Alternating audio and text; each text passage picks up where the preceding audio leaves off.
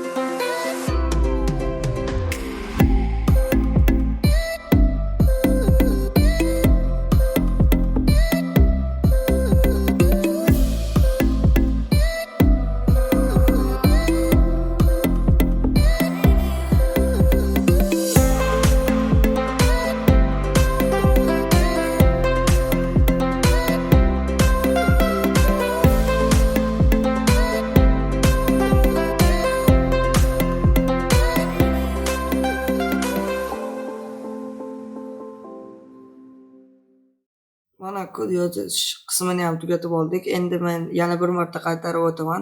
Biz mana bu lampochkadan foydalandik. Buni uzun simi plus hisoblanadi, kalta simi minus hisoblanadi. Mana bu simlar qayerda turgan bo'lsa, shu lampochka ham o'sha yerda to'g'risida joylashish kerak. Bu plus oyog'iga tiqamiz, bunisi minusga tiqamiz. Bunisi plus, bunisi minus. Endi kodimizni run qilamiz.